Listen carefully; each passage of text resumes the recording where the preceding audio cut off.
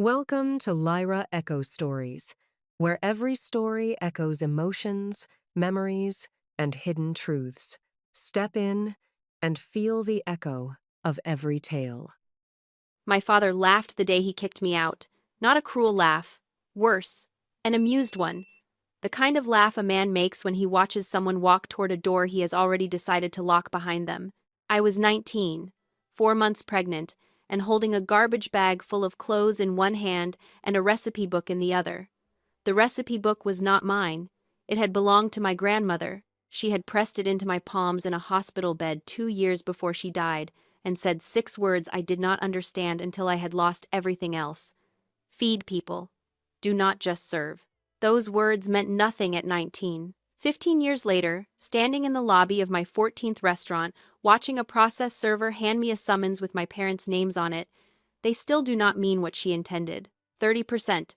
They want 30% of everything I built with a garbage bag and a recipe book. The lobby of Constance's table smells like brown butter and rosemary at this hour. 5:45 in the evening, and the first reservations are already seated. Through the double doors, the kitchen hums, pans, voices, Theo calling out tickets in that half-singing way he has, the way he has done it for 7 years, because Theo believes food tastes better when the person making it is in a good mood. He is probably right. That is not something I would know. There has not been a good mood attached to my name in a restaurant since the age of 7, standing on a milk crate in my father's kitchen, learning how to hold a knife. The recipe book sits in a glass case by the host stand. 214 handwritten pages, bound in green leather that has gone soft at the corners. Customers stop and look at it sometimes. They think it is decoration. It is not decoration. It is the reason any of this exists. And nobody touches it. Not the staff, not the managers, not even Theo. I keep it behind glass because that is the proper way to preserve a document of that age. That is what I tell people. It is not the real reason. The process server is a young man in a polo shirt. He does not look like he wants to be here. He asks if I am Vanessa Holt. I tell him I am. He hands me the envelope and says something about being duly served. And then he leaves. And I am standing alone in my own lobby holding a legal document that says, my parents believe they own part of my life. The envelope opens right there, between the glass case and the host stand. No waiting. No retreat to the office. The words find me, while a couple walks past toward table 7. The claim is 2 pages. Parental investment recoupment. Family intellectual property. 30% equity stake in all restaurants operating under the name Constance's Table and utilizing Holt family recipes. Filed by Henry and Angela Holt of Lexington, Kentucky. Have you ever read your own name in a legal document filed by the people who were supposed to love you? It does something specific to your vision. The words stay sharp, but everything around them goes soft, like looking through a window that someone has breathed on. The summons folds into thirds. The kitchen doors swing open. Theo is plating a bourbon-glazed pork chop and singing something unrecognizable. Boss, he says without looking up, you eating tonight or just haunting the building again? The summons lands on the stainless steel counter next to his cutting board. He reads it. His singing stops. Your parents want 30%? He looks at me. My mom calls every week and eats for free. That is 30%.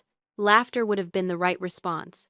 My face does not cooperate. Instead, my hands reach for the apron hanging by the walk-in cooler, the one my grandmother wore, the one that still smells like her kitchen if you press your face into the fabric, the one that has hung on that hook since opening day because pressing my face into it might confirm that the smell is finally gone, and then there would be nothing left of her that these hands could hold.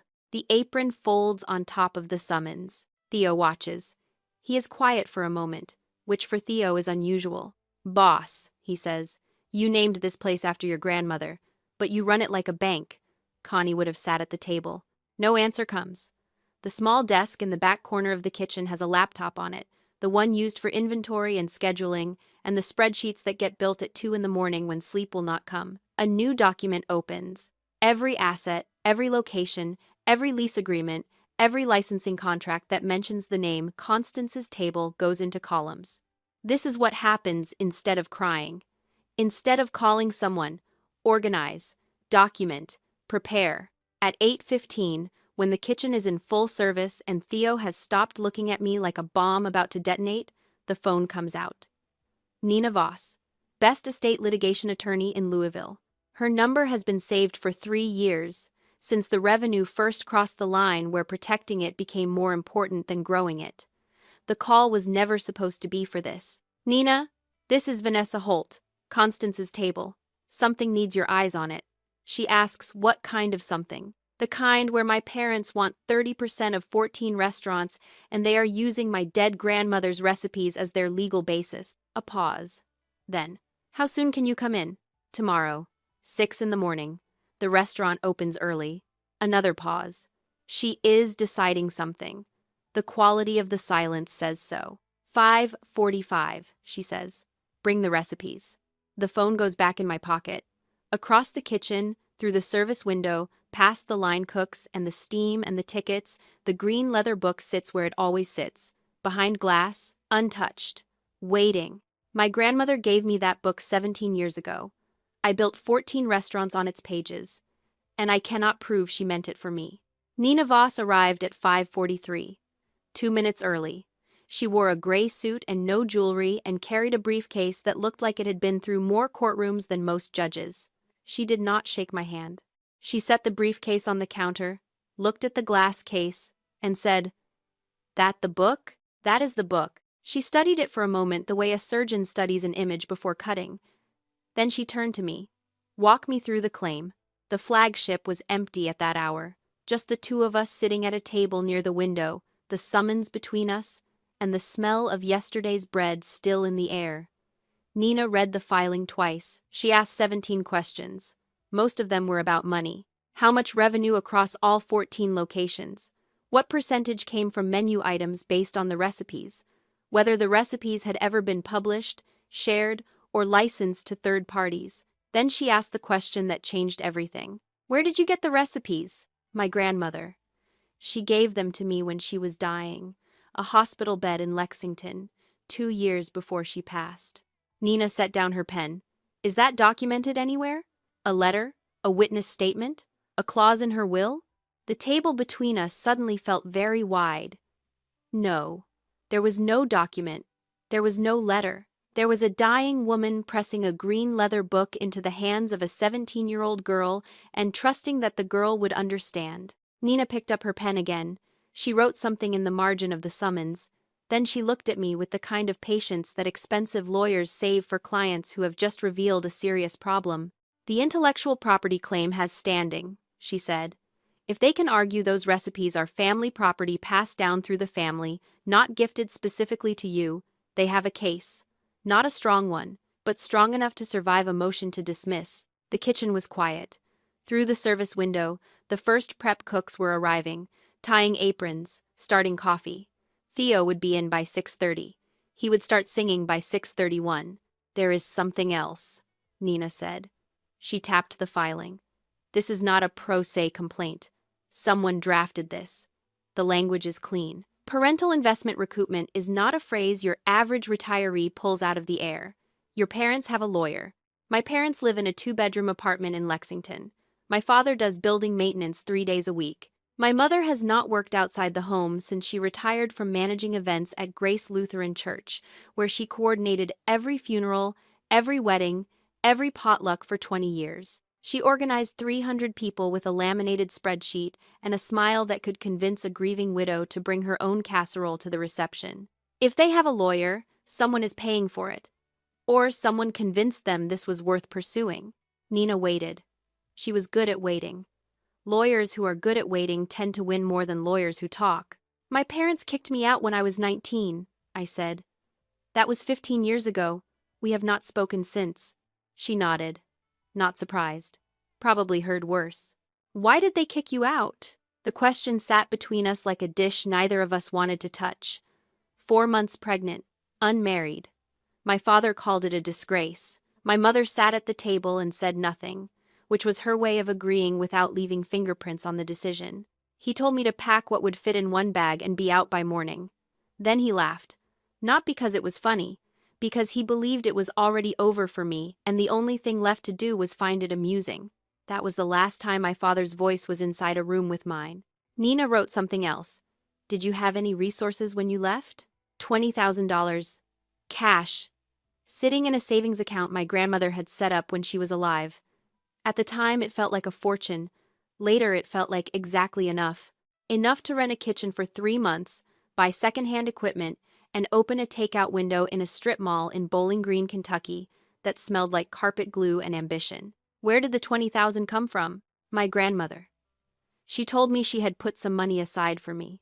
She did not say how much or where. After she died, a bank sent me a letter. Nina underlined something. Just a bank letter? No trust document? No estate filing? Just a letter. A balance. A signature card. She closed the file. Vanessa, she said. You built 14 restaurants on recipes you cannot prove are yours, funded by money you cannot trace to a legal instrument. Your parents are claiming ownership of both. The good news is their claim is weak on the investment side. The bad news is the IP side has legs unless we can establish clear individual ownership. Through the kitchen, the sound of Theo arriving, the back door closing, his voice, already half a song, calling to the prep cooks, then his head appearing in the service window. Boss, cornbread batch 47.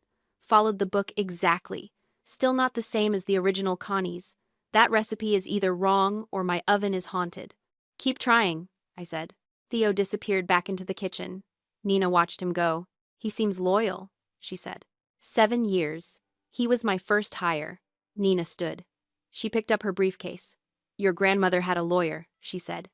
Estate matters require one. Even a small estate. Find that lawyer. If there is any documentation of her intentions, that is where it will be. She paused at the door. One more thing. You said your mother organized events at a church for 20 years. Funerals, weddings, estate receptions. A woman like that knows how paperwork works. She knows what documents exist and where they are kept. If your grandmother left anything specific for you, your mother would have known about it. Nina left. The restaurant was waking up around me. Ovens warming, coffee brewing, Theo singing about something hopeful. And somewhere in Lexington, in a county clerk's office, a piece of paper that might prove my grandmother chose me was either waiting to be found or had already been made to disappear. Lexington is 2 hours east on the interstate, and every mile of it felt like driving backward through a life that had been carefully boxed and stored in a room with no windows. The last time these tires touched Fayette County pavement was the night a 19-year-old girl drove out of it in a borrowed sedan with a garbage bag in the back seat and a recipe book in the passenger side footwell, held in place by a bag of groceries she had bought with the last $40 in her checking account. 15 years, 14 restaurants, 3 states, and the road back to Lexington still felt like surrendering. Nina had given instructions. Find the county clerk's office. Request estate filings for Constance Marie Holt, deceased. Look for any addendum, codicil, or supplemental documentation filed after the original will was probated. Do not call ahead. Do not alert anyone. Just walk in and ask. But first, there was the drive through town. And the town had not forgotten me, even though it had rearranged itself enough to pretend. The house on Ashland Avenue, where 3 generations of Holtz had eaten Sunday dinner, was painted a different color now. The shutters were new. The porch where my grandmother used to shell beans in the evening had been enclosed with glass, and through it someone else's furniture sat in someone else's light. The family that lived there probably had no idea that a woman named Constance had once stood at that kitchen window every morning at 5:15 and cracked 6 eggs into a cast-iron skillet that had belonged to her mother before her. 2 blocks south, the building that used to be Holt's Kitchen was a nail salon. The sign was pink and cheerful and completely indifferent to the fact that for 23 years my father had stood behind that counter and plated food that people drove 40 minutes to eat. The menu board was gone. The window where the daily special used to be written in my grandmother's handwriting now displayed a price list for gel manicures. Something specific happens when you see a place that used to hold your whole world, and it has become a place that holds someone else's ordinary Tuesday. The body does not know what to do with it. My hands tightened on the steering wheel. The scar on my right palm, the one from the first time my father let me work the flat top alone at 14, pressed white against the leather. Have you ever gone back to a place that made you and found that it has unmade itself without you? The Fayette County Clerk's office sits in a limestone building downtown that smells like old paper and floor wax. The woman at the counter was in her 70s, with reading glasses on a beaded chain and a disposition that suggested she had been filing documents since before computers were invented and saw no reason to change her methods now. Constance Marie Holt, I said. Deceased. Filed in 1998. Looking for any supplemental estate documents, addendums, or codicils. She typed slowly, adjusted her glasses, typed again. Holt, Holt. She said the name like she was tasting it. Oh yes, Constance Holt. Lovely woman. Made the best cornbread anyone in this office has ever eaten. She used to bring a pan every Christmas for the clerks. What a shame about that addendum business. Very peculiar. My breathing changed. What addendum business? She turned the monitor toward me. There it was. Filed 14 months after the original will was probated. Addendum to last will and testament of Constance Marie Holt. Codicil regarding intellectual property, personal effects designated for grandchild, and establishment of educational trust. Filed by her estate attorney, a man named Walter Greaves, and below it, a second entry. Withdrawal of addendum. Authorization signed by Angela Holt, listed as daughter-in-law and estate co-administrator. Dated 11 months after the codicil was filed. The clerk watched me read it. She had been watching people read difficult things on that screen for decades. She knew the look. The withdrawal authorization, I said. Can I see the original? She printed it. One page, Angela's name at the bottom, and above it, a signature that was supposed to be my grandmother's, authorizing the removal of her own codicil from the public record. The date on the authorization was March of 2012. My grandmother died in October of 2011. The signature authorizing the withdrawal of her last wishes had been made 5 months after she was buried. The clerk saw my face. She reached under the counter and produced a tissue box without being asked, the way someone does when they have done it 1,000 times before. There was something else, she said quietly. The filing attorney, Mr. Greaves. He inquired about the withdrawal twice, once in 2013 and again in 2015. Both times he was told the withdrawal was authorized by a family member. He did not pursue it further, but I will say this, he did not seem satisfied. Walter Greaves, the estate attorney who filed the codicil, who inquired twice, who was not satisfied. Nina answered on the second ring. The codicil exists, I said. It was filed. It was real. And my mother withdrew it, using a signature dated 5 months after my grandmother died. Nina was quiet for exactly 3 seconds. Then, that is not a withdrawal. That is destruction of a legal estate document using a forged authorization. That changes everything. Everything. The words sat in the air between the phone and my ear like a stone dropped into still water. If the original codicil is in Greaves's files, Nina continued, and if we can get a certified copy, your mother's entire position collapses. The IP claim, the investment claim, all of it. Because the codicil would establish that Constance specifically designated those recipes for you, individual gift, not family property. And the forged signature? Nina paused again. That is a separate matter entirely. Destruction of estate documents with a fraudulent authorization is a criminal offense in Kentucky. We are no longer talking about a civil dispute over recipes. We are talking about your mother committing a felony to prevent you from receiving what your grandmother intended. The drive back to Louisville took 2 hours. The same road, the same fields, the same sky pressing down on the same hills that had watched me leave 15 years ago with nothing and return today with something worse than nothing, knowledge. The specific, irreversible knowledge that my mother had not simply stood by while my father kicked me out. She had gone to a county clerk's office, forged a dead woman's name, and erased the last thing my grandmother ever tried to give me. My father laughed the day he pushed me out the door. My mother smiled and said nothing. But it was my mother who drove to the courthouse afterward. My mother who knew the codicil existed. My mother who understood exactly what it meant and decided, with the same calm efficiency she used to organize church potlucks and funeral receptions, that it needed to disappear. Angela Holt did not lose her temper. She did not raise her voice. She simply removed an inconvenient piece of paper from a filing cabinet and went home and made dinner. And somewhere, in a retired lawyer's office in Lexington, the original copy of my grandmother's last wishes was either still sitting in a folder or had been made to vanish by the same steady hands that arranged lilies at the altar every Sunday morning. The depositions were scheduled for a Thursday in late October at Nina's office on West Main Street.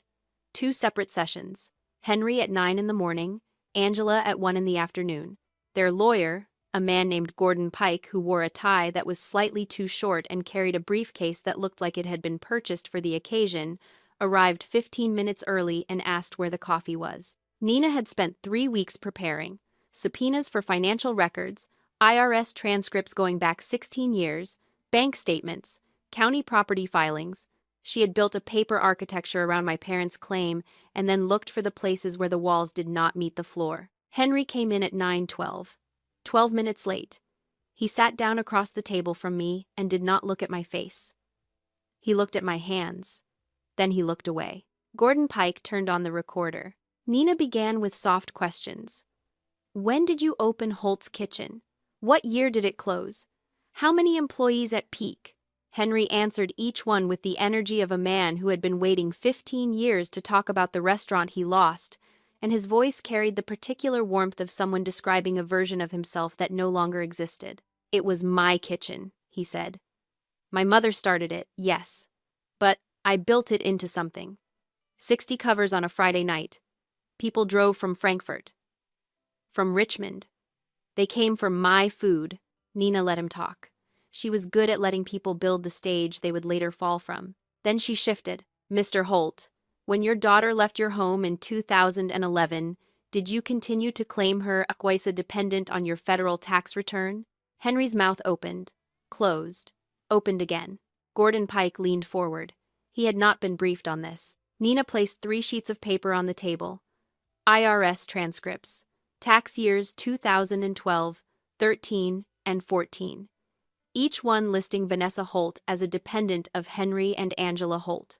3 years of claiming a daughter they had told to leave with a garbage bag and never come back. Henry stared at the documents. His jaw moved slightly, the way a man's jaw moves when he is chewing words he knows he cannot swallow and cannot spit out. My wife handled the taxes, he said. Nina wrote something down. She did not respond. She did not need to.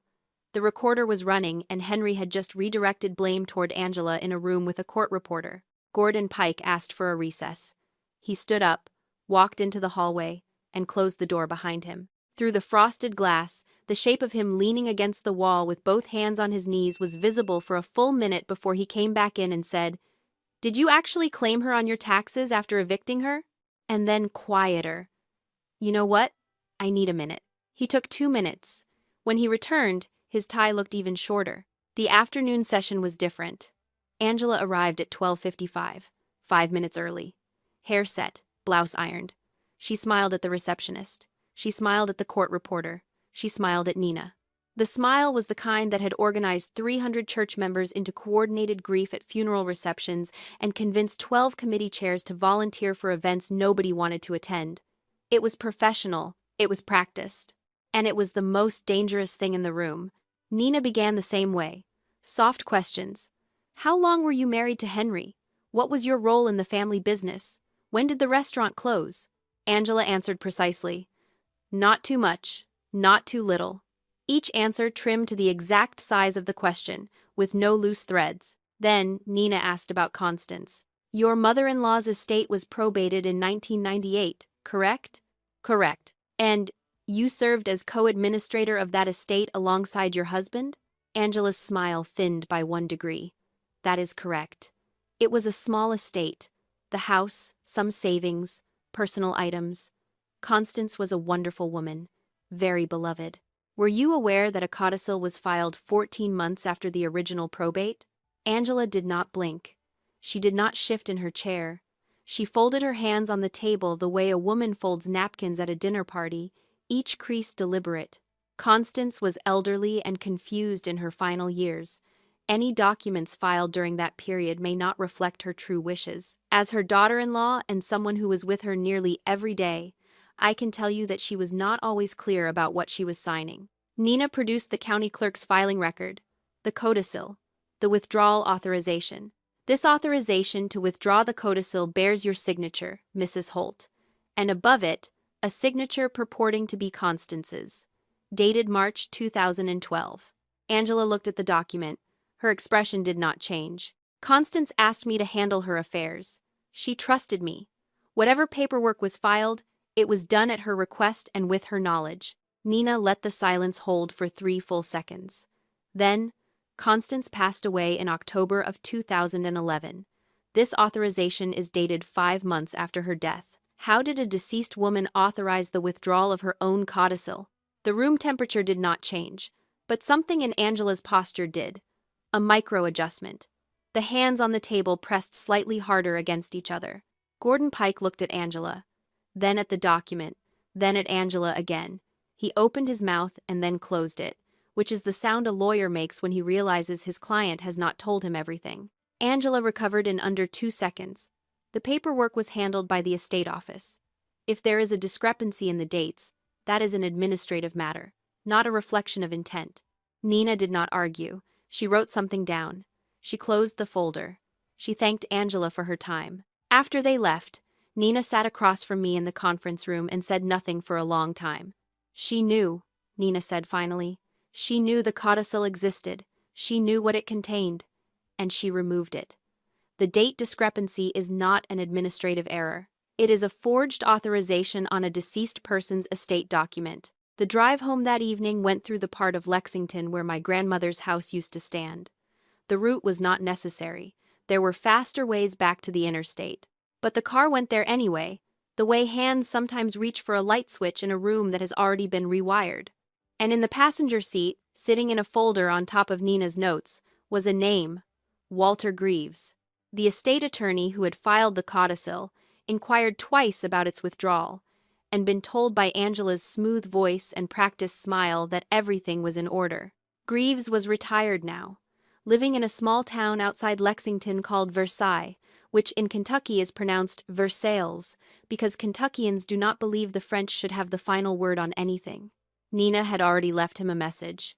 He had not called back yet. But the county clerk, the one with the reading glasses and the beaded chain, had said something before closing the file that stayed with me the whole drive home. He was not satisfied, she had said. I remember because people who are not satisfied with paperwork either forget about it or they keep a copy. Mr. Greaves did not strike me as the forgetting type. Walter Greaves lived in a white clapboard house on a quiet street in Versailles, with a front porch that sagged slightly on the left side and a mailbox shaped like a bass fish. He was 79 years old. He had practiced estate law in Fayette County for 41 years before retiring, and he answered the door wearing a cardigan and holding a mug of coffee that said, "World's okayest lawyer." He looked at Nina, then at me, then back at Nina. "You called about the Holt estate," he said. "Come in. The file is already on the table." The inside of the house smelled like pipe tobacco and old books, and the particular brand of organized chaos that belongs to people who spent decades managing other people's paperwork and then retired into a home where the paperwork followed them. The dining table had 3 filing boxes on it. One of them had a green tab labeled Holt C.M. Nina sat down. Greaves sat across from her. He did not sit down like an old man. He sat down like a lawyer who happened to be old, which is a different posture entirely. "Let me save you some time," he said. "The codicil is real. It was properly executed. 2 witnesses, notarized, filed with the county clerk's office 14 months after the original will was probated." Constance came to my office on a Tuesday afternoon in November of 1999 and told me she needed to add something to her estate plan. She was lucid, she was specific, and she was in a hurry, which I found unusual because Constance Holt was never in a hurry about anything except cornbread. He opened the filing box and removed a manila folder. Inside was a document, 8 pages, typed, signed, witnessed. Nina reached for it. Greaves held it back. "Before you read this," he said, "there is something else." He reached deeper into the box and produced a second item, a sealed envelope, cream-colored, with a single line of handwriting across the front. The handwriting was my grandmother's. The line read, "For Vanessa, when they come for what I gave her." The room changed. Not the temperature, not the light, something else. Something that happens when you are standing in a stranger's dining room in a small town in Kentucky, and your dead grandmother's handwriting appears in front of you like a voice calling from a room you thought was empty. Greaves set the envelope on the table between us. Constance gave me this the same day she signed the codicil, he said. Her instructions were precise.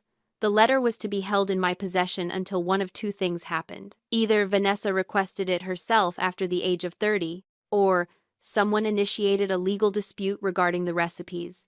Whichever came first. He looked at me. Nobody requested it. And here we are. Nina picked up the codicil and read it. Her face did not change, but her breathing did. She read it again. Then she set it down and turned it toward me. The codicil designated three things.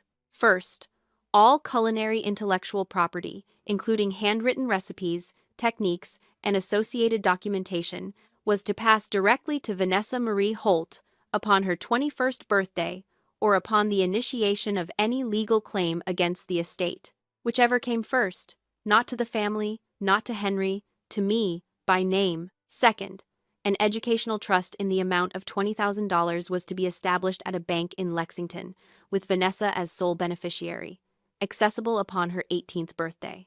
Third, the original recipe book, the green leather volume containing 214 handwritten recipes, was designated as a personal gift from Constance to Vanessa, separate from the estate, not subject to probate, and not to be considered family or marital property under any circumstance. $20,000. The number sat in front of me on the page and rearranged 15 years of memory.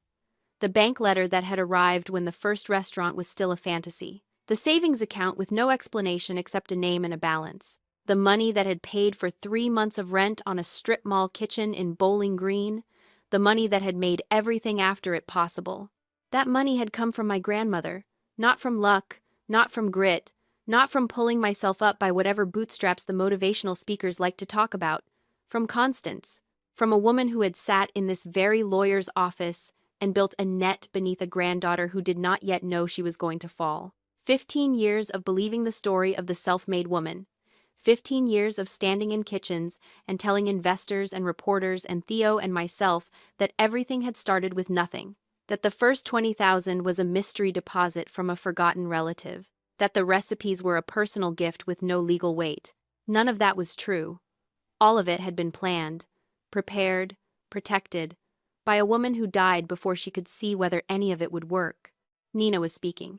Her voice came back into focus the way a radio station resolves when you drive out of a tunnel. This changes everything, she said. The codicil establishes individual ownership.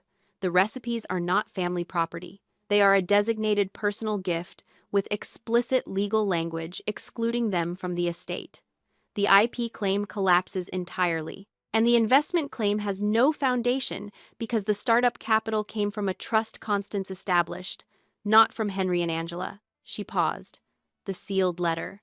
Can we open it? Greaves shook his head. Constance was specific. The letter is to be read in the presence of all parties to the dispute. Her words, all parties. That includes your father. Nina looked at me. Your call. We have enough with the codicil to win. The letter is a risk. We do not know what it says. The envelope sat on the table. Cream paper. My grandmother's handwriting. For Vanessa, when they come for what I gave her. She had known. 15 years before a process server walked into my lobby, Constance Holt had sat in this house, at this table, and anticipated that someone would try to take what she had given me. She had written me a letter and asked a stranger to hold it. Because she could not trust her own family to deliver it. Would you have opened it? Right there, in a retired lawyer's dining room, with your grandmother's voice sealed inside an envelope and a court date 6 weeks away? Or would you have waited, the way she asked you to, and trusted that she knew what she was doing even from the other side of silence? The envelope went into Nina's briefcase, unopened. We present everything at the hearing, I said. The codicil, the letter, all of it. In front of him, Nina nodded. She was already making notes. Greaves walked us to the door. On the porch, with the sagging boards and the bassfish mailbox, he put his hand on my arm. Not a lawyer's hand. A grandfather's hand. She talked about you, he said. Every time she came in. Not about the recipes. About the way you listened when she cooked. She said most people watch cooking. You listen to it. She said you could hear when butter was ready by the sound it made in the pan. The porch boards creaked. The street was quiet. Somewhere a dog barked twice and then stopped, as if it had said what it needed to say. "Thank you," I said. He nodded. Then, "She also said the cornbread recipe in the book is wrong on purpose. Said she would explain eventually. Never did. That woman took more secrets to her grave than most people accumulate in 3 lifetimes." The drive back to Louisville took 2 hours. The sealed letter rode in Nina's briefcase in the back seat. 15 years of silence between my grandmother and me, sealed in cream paper, waiting for a courtroom and a father who had laughed the day he let me go. Nina filed the counterclaim on a Monday. Tax fraud against Henry. Destruction of estate documents against Angela. Motion to dismiss the original lawsuit. 3 documents that landed on Gordon Pike's desk like a set of dominoes arranged in a line, each one leaning against the next, waiting for a finger. By Wednesday, Gordon Pike had withdrawn from the case. His withdrawal letter was 2 sentences long and contained the phrase, "irreconcilable differences between counsel and client," which is the legal profession's way of saying, "My clients did not tell me the truth and I would like to leave now." By Friday, Angela had a new lawyer. His name was Randall Cates. He was from Lexington. He was not the kind of lawyer who wore ties that were slightly too short. He was the kind of lawyer who wore ties that cost more than Gordon Pike's entire suit, and he had a reputation for taking family disputes and turning them into campaigns. Nina knew him. She did not like him, which told me everything about how the next 6 weeks were going to feel. Cates filed a response within 10 days. The motion to dismiss was opposed on 3 grounds, each one more creative than the last, but the centerpiece was new. Undue influence. The claim stated that Vanessa Holt had exercised undue influence over her elderly grandmother during the final years of Constance's life, isolating her from other family members and manipulating her into signing estate documents that disproportionately favored one grandchild over the decedent's own son. The evidence was photographs, 14 of them, Vanessa visiting Constance at the hospital, Vanessa at Constance's bedside, Vanessa holding Constance's hand, Vanessa reading to Constance, Vanessa feeding Constance soup, each one stamped with a date, each one framed, in Cates's filing, as proof of isolation rather than care. They had taken pictures of a girl loving her grandmother and turned them into evidence of a crime. Nina called me the evening the filing arrived. She was calm, which meant she was worried. Calm Nina was more concerning than angry Nina, because angry Nina had a plan and calm Nina was still building one. "The photographs are a problem," she said. "Not because they prove anything. They do not. But because a judge looking at a 17-year-old girl at her grandmother's bedside might ask why the grandmother's own son is not in any of those photos, and the answer to that question is not one we control." "Where did Angela get those photographs?" Nina paused. "She took them. Check the angles. Every shot is from the doorway. Angela was standing in the hall, watching you visit your grandmother, and she was taking pictures, 15 years ago. She has been holding these for 15 years. The week after the filing, the calls started. Not to me, to the restaurants, to suppliers, to the regional manager in Cincinnati, to the landlord of the Knoxville location. Each call came from a different person, but each one carried the same message, delivered with slight variations in the phrasing but identical in its architecture. "Did you know that Vanessa Holt took advantage of her dying grandmother? Did you know she manipulated an old woman into signing over family recipes? Did you know she built her entire business on stolen intellectual property?" Angela's church network. 20 years of organizing funerals and fundraisers and prayer chains had given her a contact list that reached across 3 counties, and she was using it the way she used everything, methodically, warmly, with a smile in her voice and a purpose behind every word. 2 suppliers called to ask if the stories were true. 1 landlord requested a meeting to discuss the terms of the lease. The regional manager in Cincinnati forwarded an email from a local food blogger who had been tipped off about a family dispute involving stolen recipes and wanted a comment. Nina handled each one, carefully, legally. But the damage was not legal. It was atmospheric. The air around the business was changing, and air is harder to fight than paper. Then the handwriting analysis came back. Nina had hired an expert to examine the authorization Angela had used to withdraw the codicil. the forged signature, the one dated 5 months after Constance died. The expert's report was 12 pages long and concluded with a single sentence that should have ended everything. The questioned signature is not consistent with the known exemplars of Constance Marie Holt and displays characteristics consistent with simulation by a second party. Should have ended everything, did not.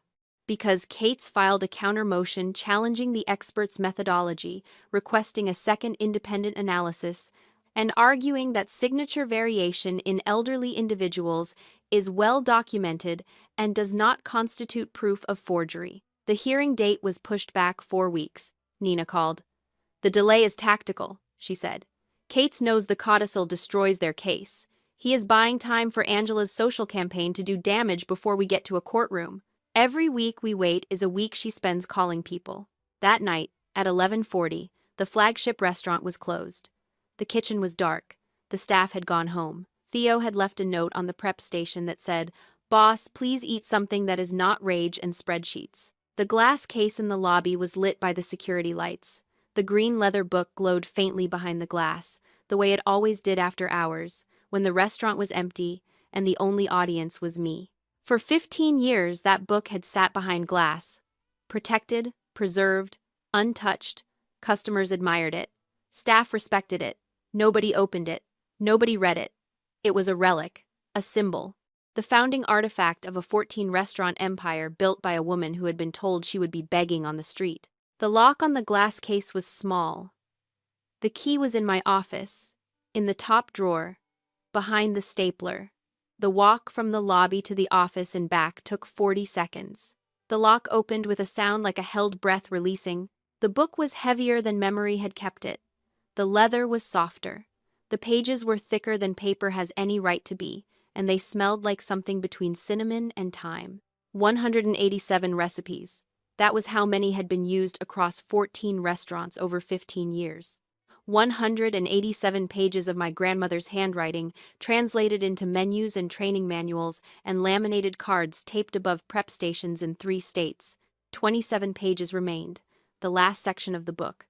The pages past 187. Pages that had never been read, never been opened, never been photographed for the website or copied for the kitchen managers. Pages that had sat in the back of the book like a room in a house where the door stays closed because the person who lives there is not ready to know what is inside. The first of the 27 pages was not a recipe.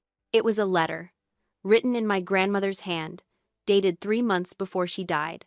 "Dear Vanessa, if you are reading past the recipes, it means you are ready, or it means you are desperate.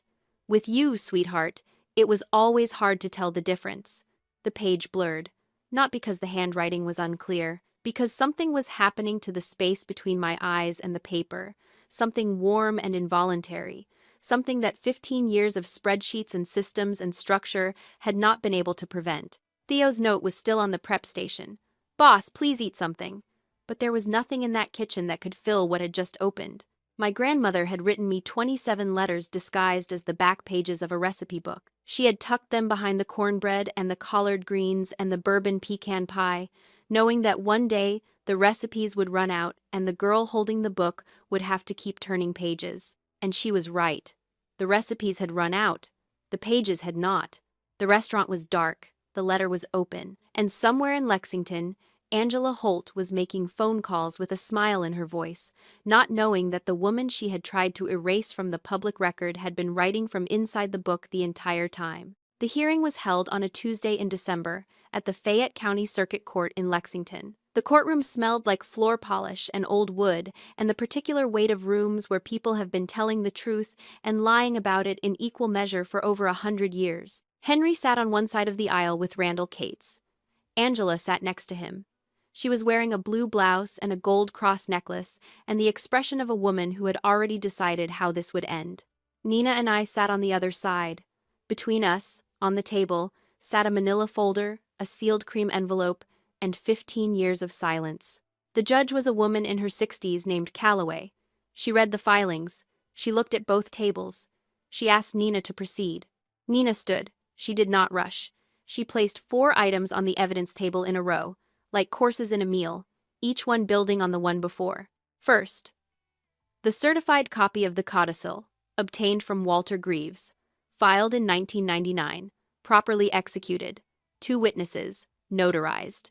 Designating all culinary intellectual property, the original recipe book, and a $20,000 trust to Vanessa Marie Holt, individually, by name. Cates objected.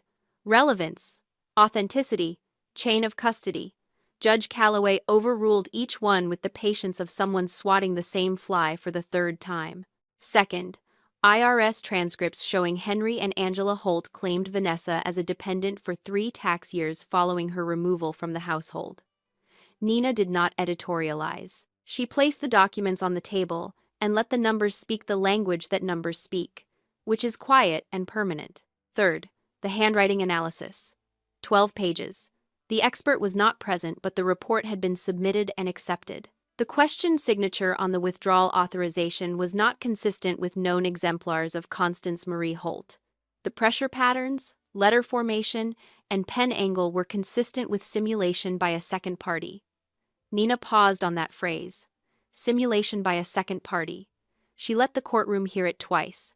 Fourth, the county clerk's filing log showing the withdrawal was processed in March of 2012, 5 months after Constance's death, in October of 2011. Kate stood to cross-examine. He challenged the handwriting methodology. He challenged the codicil's relevance to the original lawsuit. He argued that estate matters should be handled in probate court, not civil litigation. Judge Calloway listened. Then she said, "Counselor, the plaintiff's own claim rests on the assertion that these recipes are family property. The defense has produced a legally executed codicil, stating otherwise. The estate question is not a sidebar. It is the case." Then Nina said, "Your Honor, there is one additional item. A sealed letter, held by the estate attorney for 15 years under instructions from the decedent. The decedent specified that the letter be opened only in the presence of all parties to any legal dispute regarding the designated property." Cates objected. Judge Calloway asked him on what grounds. He said prejudicial impact. She looked at him over her glasses the way teachers look at students who have used a word they do not fully understand. "The letter will be opened," she said. "Proceed." Nina picked up the cream envelope. My grandmother's handwriting on the front. "For Vanessa, when they come for what I gave her." The seal broke with a sound that was too small for what it held. Nina read aloud. Her voice was steady. A lawyer's voice. But even a lawyer's voice changes when the words belong to someone who is no longer alive and somehow still speaking. "Dear Vanessa, if you are reading this, it means someone has tried to take what I gave you. That is not a surprise. It is a disappointment, but it is not a surprise." Nina glanced at me. Continued. "I gave you the recipes because you are the only one who understood what they were for. Your father is a talented man, talented with his hands, talented with flavor, talented with the kind of instinct that cannot be taught. But talent without discipline is decoration. And your father could not keep the restaurant. He could not keep the promise. That is not cruelty. It is the truth. And the truth does not require permission to exist." Henry was looking at the table. His hands were flat on the surface. He was not moving. "I love my son. But love does not mean trust. Henry cannot be trusted with what I leave behind, not because he is bad, because he is sick, and he will not get help. I found the receipts. I found them in his coat pockets, in his glove compartment, in the envelope he thought he had hidden behind the water heater. I never said a word. I should have. That is my failure, and I will carry it." The courtroom was very still. Henry's hands had not moved. But something behind his eyes had shifted, the way the surface of water shifts when a stone sinks to a depth where it will never be retrieved. "Your mother will say I was confused." I was not confused. I was clear. Clearer than I had been in 40 years. I knew exactly what I was doing when I signed that codicil. I knew exactly who I was leaving it to. And I knew exactly who would try to take it away. Angela's hands, folded on the table in front of her, pressed together hard enough to whiten the knuckles. Her lips moved, a whisper, barely audible. She was supposed to trust me. "Feed people, Vanessa. Not the way restaurants feed. The way families feed. The table is not a business. It is a place where someone sits down hungry and leaves full. Not of food, of being seen. I gave you the recipes so you could build a table big enough. I hope you did. If you did not, start now. It is not too late unless you decide it is. Nina paused. Turned the page. P.S. The cornbread recipe in the book is wrong on purpose. I changed one ingredient because your father used to copy my recipes and sell them at the restaurant without asking. The real cornbread recipe is under the cat's water bowl at the farmhouse. I always did love a good hiding spot. A sound moved through the courtroom. Not laughter exactly. Something between a breath and a release. Even Judge Calloway's mouth twitched. Nina set the letter down. The room did not move. Nobody spoke. The court reporter's fingers were still. The fluorescent light above the judge's bench hummed the way fluorescent lights always hum, indifferent to what happens beneath them. Then, something happened that had not happened in 15 years of kitchens and spreadsheets and glass cases and inventory reports and carefully controlled mornings. The tears came. Not the performative kind. Not the kind that belong to courtroom dramas. The kind that arrive without warning and without permission, from somewhere below the ribs, from the place where a 17-year-old girl once sat in a hospital room holding her grandmother's hand and promised to feed people without knowing what it meant. Nina placed a tissue on the table without looking at me. The gesture of a woman who has seen this before and knows that the only respectful thing to do with someone else's grief is to make space for it and then continue. Henry had not moved. His hands were still flat. His eyes were on the table. But the man sitting in that chair was not the same man who had walked in an hour ago with a 30% claim and a borrowed lawyer. That man had a story about being owed. This man had just heard his mother say, from the other side of everything, that she loved him and did not trust him, and that the difference between those two things was the distance he had spent his whole life pretending did not exist. Angela sat perfectly still. Her cross necklace caught the light. Her whisper had been the only crack, and she had already sealed it. Judge Calloway removed her glasses. She set them on the bench. She looked at both tables. "We will recess for 30 minutes, she said. "When we return, I will issue my ruling." Judge Calloway returned in 22 minutes. She did not sit down slowly. She sat down the way someone sits when they have made a decision during the walk from their chambers to the bench, and the only thing left is to say it. The original complaint filed by Henry and Angela Holt is dismissed with prejudice. The codicil filed by the decedent Constance Marie Holt establishes clear individual ownership of the intellectual property in question. The recipes, the recipe book, and the educational trust were designated gifts to Vanessa Holt. They are not family property. They are not subject to the claim as filed. Cates opened his mouth. Judge Calloway continued without looking at him. Regarding the counterclaim, the court finds sufficient evidence to refer the matter of the withdrawal authorization to the Commonwealth Attorney's Office for investigation of potential forgery and destruction of estate documents. The authorization bears a signature dated 5 months after the decedent's death. The handwriting analysis supports the conclusion that the signature was simulated. This court does not make criminal determinations, but it does make referrals, and this referral is made with urgency. She looked at Angela. "Mrs. Holt, the conduct described in the evidence presented today is deeply troubling. This court has seen estate disputes driven by grief, by confusion, and by honest misunderstanding. This does not appear to be any of those things." Angela's posture did not change. The gold cross caught the light. Her voice, when it came, was steady and warm and completely unchanged, as if the last 2 hours had not happened at all. "I did what I had to do to protect this family." Judge Calloway stared at her for a long moment. Then she turned to the court reporter and said, "Note that, for the record, court costs and attorney fees were assessed to the plaintiffs. The counterclaim regarding tax fraud was separated for IRS referral."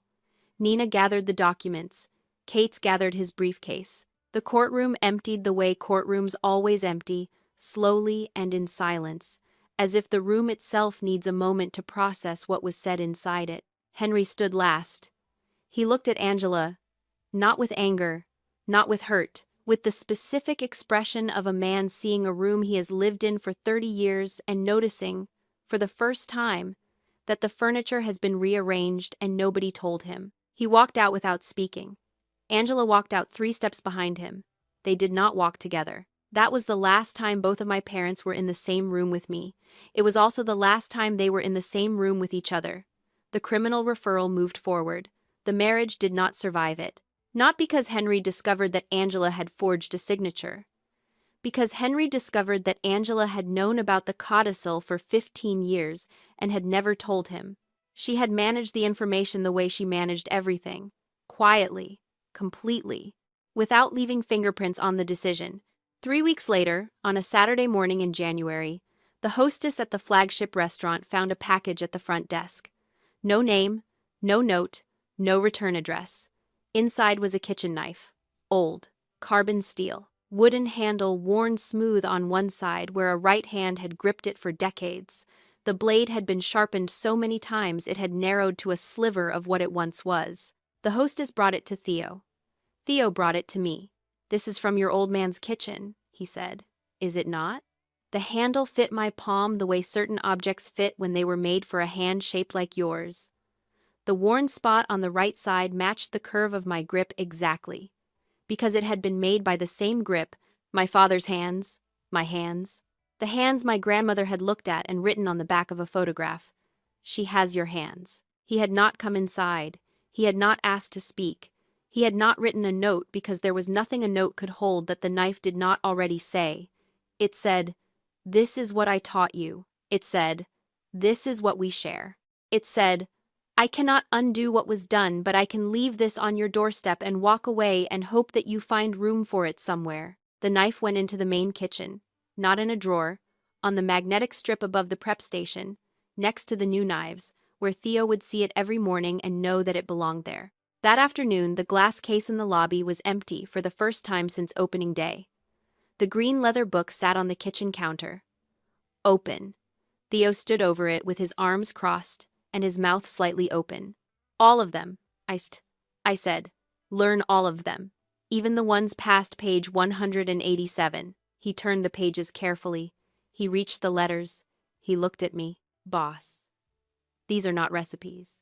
"No, they are not." He read the first line. "Dear Vanessa, if you are reading past the recipes, it means you are ready."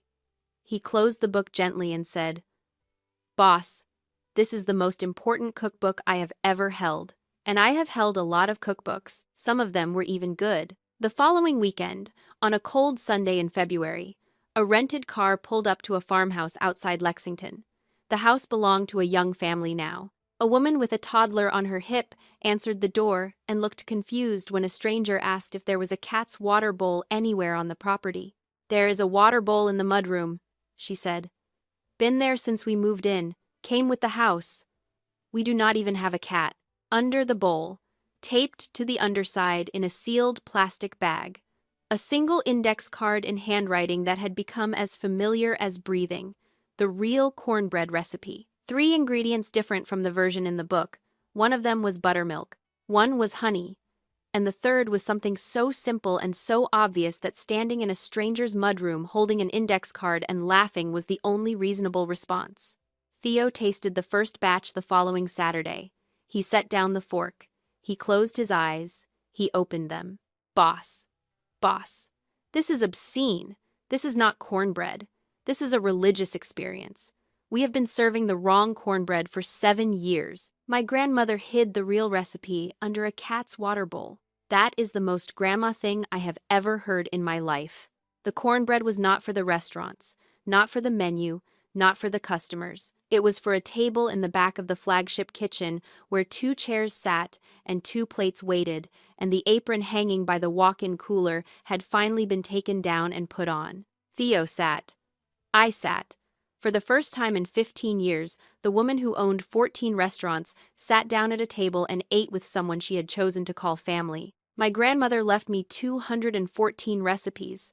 15 years were spent turning them into restaurants. It took a lawsuit, a sealed letter, and 1 lying cornbread recipe to understand what she actually left me. A seat at the table. Sometimes the people who raised you will try to claim what you built without them. They will call it loyalty, they will call it family, they will call it what they are owed. But here is the lesson worth keeping. What someone gave you and what someone owes you are not the same thing. If you fed yourself through the hardest years of your life, No one gets to show up at the table 15 years later and call it their cooking.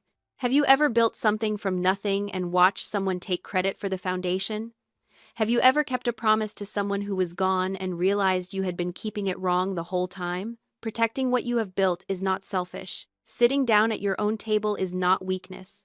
And sharing your recipes with the people who earned your trust is not losing control. It is finally understanding what the recipe was for.